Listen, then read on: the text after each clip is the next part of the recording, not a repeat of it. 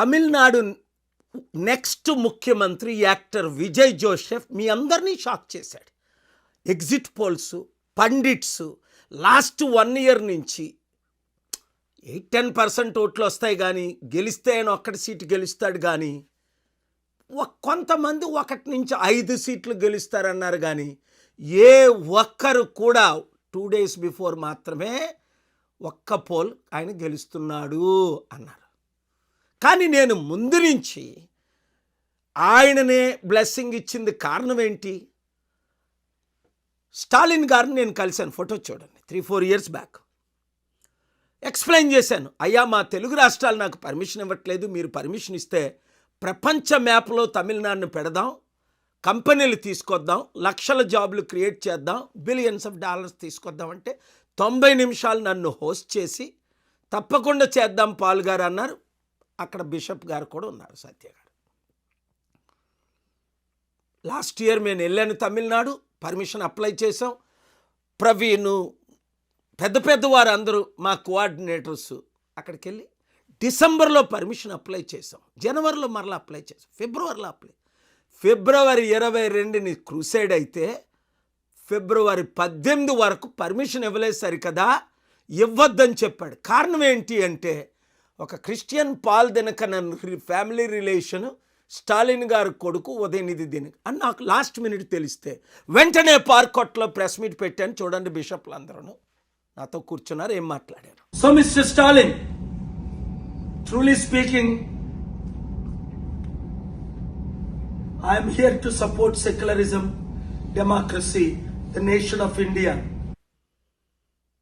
చూశారు కదా, మరలా ఫిబ్రవరి 20ని శుక్రవారం మధ్యాహ్నం పర్మిషన్ ఇచ్చారండి.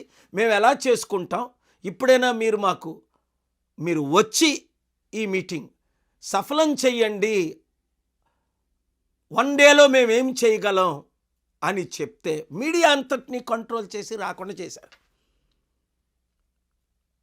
మీడియా వాళ్ళు అడిగిన ప్రశ్నలకు నేను ఇచ్చిన political rally but supported by 18 political parties of India including the Congress and BJP. You read the letters, you see the videos.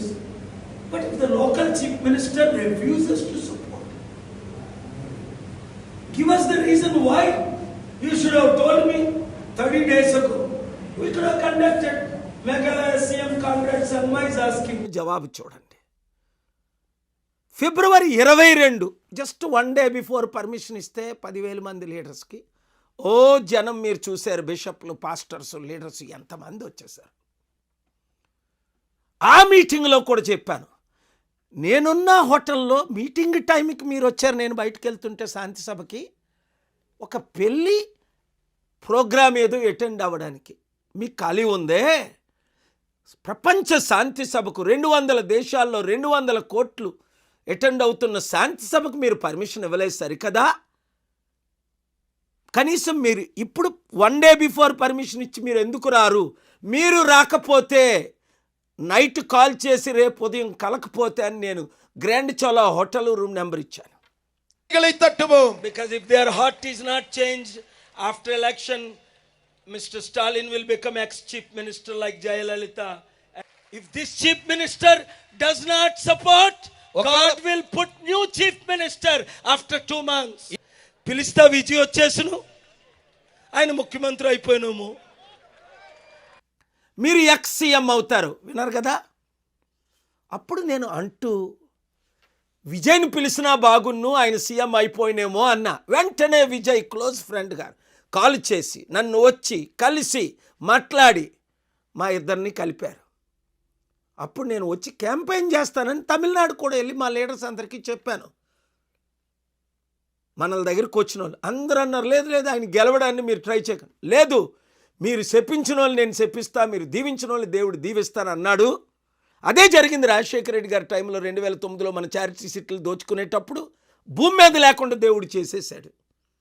మరలా ఇప్పుడు ముఖ్యమంత్రులు 2024 జగన్మోహన్ రెడ్డి నన్ను కలవనందుకు మాజీ ముఖ్యమంత్రి అవుతాను జనవరి 9ని మీడియా అందరి సమక్షంలో ఆయన్ని కలవడానికి వెళ్ళినప్పుడు నేను చెప్పాను. విజయసాయి రెడ్డి వచ్చి నాకు చెప్పినప్పుడు జూన్లో ఆయన మాజీ ముఖ్యమంత్రి అయ్యాడు. ఇప్పుడేంటి దేవుడు ఫైనల్ వార్నింగ్ ఇస్తున్నాడు మన ముఖ్యమంత్రులకి. తెలుగు ముఖ్యమంత్రులారా వినండి.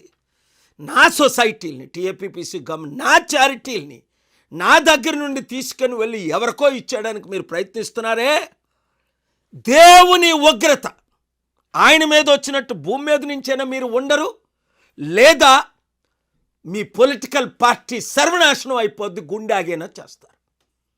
నాతో పెట్టుకోకండి. పెట్టుకున్న వాళ్ళు ప్రపంచంలో ఒక్కడ మిగరలేదు. ఎందుకు? దేవుని కొరకు, సత్యం కొరకు, ప్రజల కొరకు, శాంతి కొరకు రాత్రి పగలు కష్టపడుతున్నాను మీ కొరకు. అప్పుడు మీరు నోబెల్ పీస్ ప్రైజ్ నాకు ఇవ్వాలి, భారతరత్న ఇవ్వాలని అప్పుడు మీరే కదా, మీ పార్టీలే కదా నాకు లెటర్లు రాశారు. మరి ఇప్పుడేంటి?